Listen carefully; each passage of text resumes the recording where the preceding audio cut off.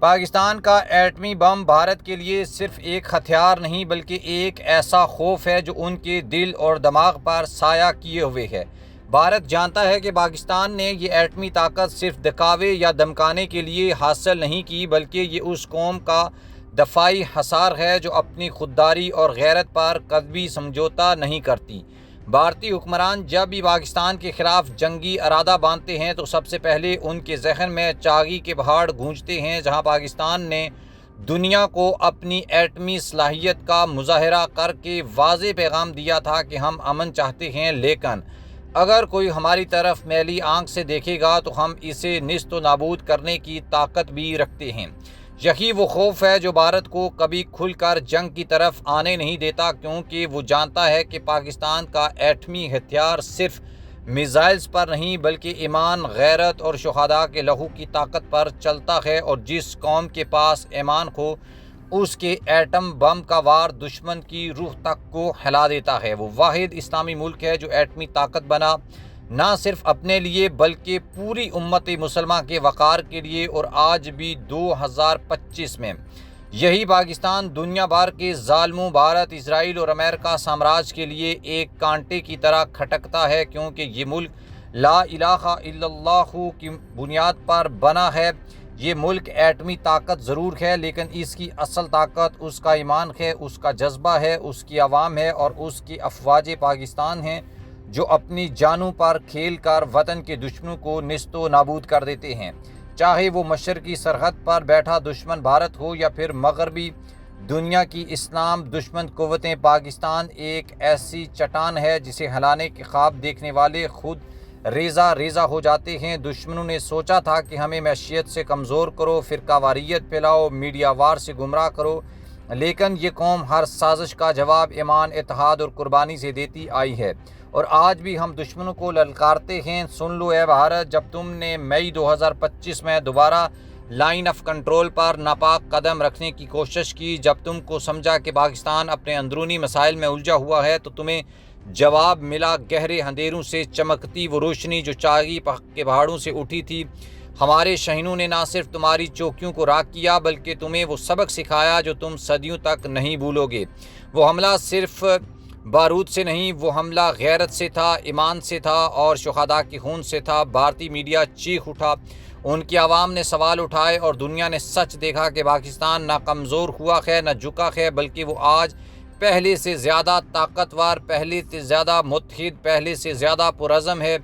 دشمن جانتا ہے کہ اگر اس نے پاکستان کو چھیڑا تو یہ جنگ صرف میدان میں نہیں بلکہ نظریات، تہذیب اور تاریخ کی بنیادوں پر لڑی جائے گی، اور ہم وہ قوم ہیں جنہوں نے کربلا سے وفا سیکھی، بدر سے احد سے ہمت لی اور قائد اعظم کی دی ہوئی سوچ کو کبھی مرنے نہیں دیا۔ جب دنیا نے ہمیں دہشت گرد کہا، ہم نے انہیں علم دیا۔ جب انہوں نے ہمیں کمزور دکھایا، ہم نے سائنس اور ٹیکنالوجی اور دماغ میں ترقی کر کے دکھایا، اور جب انہوں نے ہمیں اکیلا سمجھا تب پوری امت مسلمہ نے اعلان کیا کہ پاکستان امت کا قلعہ ہے۔ 2025 کی جنگ میں ترکیہ، ایران، سعودی عرب، ملیشیا اور قطر جیسے ممالک نے پاکستان کا کھل کر ساتھ دیا، کیونکہ وہ جانتے ہیں کہ اگر پاکستان پر آنچ آئی تو اسلام کی روح پر آنچ آئے گی۔ یہ وہی پاکستان ہے جس نے افغان جنگ میں دنیا کی سب سے بڑی طاقت روس کو گھٹنے ٹیکنے پر مجبور کیا۔ یہ وہی پاکستان ہے جس نے ہر عالمی بحران پر امن کا علم بلند کیا، لیکن ساتھ ساتھ دنیا کو یہ بھی بتایا کہ ہم امن کے خواہ ضرور ہیں مگر کمزوری کا مطلب ہرگز نہ سمجھا جائے۔ ہم جنگ نہیں، امن چاہتے ہیں، مگر اگر تم نے جنگ مسلط کی تو تمہیں مٹانے سے کوئی دیر نہیں لگائیں گے۔ ہم شہادت کو اپنی کامیابی سمجھتے ہیں۔ ہم وہ قوم ہیں جس کا سپاہی اذان کی آواز پر میدان جنگ چھوڑ کر سجدے میں گر پڑتا ہے، اور جس کا نوجوان اللہ اکبر کی صدا پر دشمن کی صفیں چیر دیتا ہے۔ تم ہمیں کیا کمزور کرو گے؟ یہ قوم تو ان بچوں سے بنی ہے جنہوں نے اسکولوں میں شہید ہو کر بھی دشمن سے نفرت کم نہ کی۔ تم ہمیں کیا جھکاؤ گے؟ تمہارے گھر شہیدوں سے آباد ہیں، اور ہماری مائیں اپنے بیٹوں کو کلمہ پڑھا کر محاذ پر بھیجتی ہیں۔ بھارت سن لے، بھارت سن لے، پاکستان کی سرزمین مقدس ہے، اس کی طرف آنکھ اٹھا کر دیکھنے والے کی آنکھ نکال لی جائے گی۔ یہ کوئی فلم نہیں، یہ حقیقت ہے۔ ہم وہ قوم ہیں جو نیند میں بھی دشمن کے خلاف لڑنے کے خواب دیکھتے ہیں۔ 2025 کی جنگ میں دنیا نے دیکھا کہ کیسے ایک چھوٹے سے ملک نے ایک بڑی معیشت کو جھکا دیا۔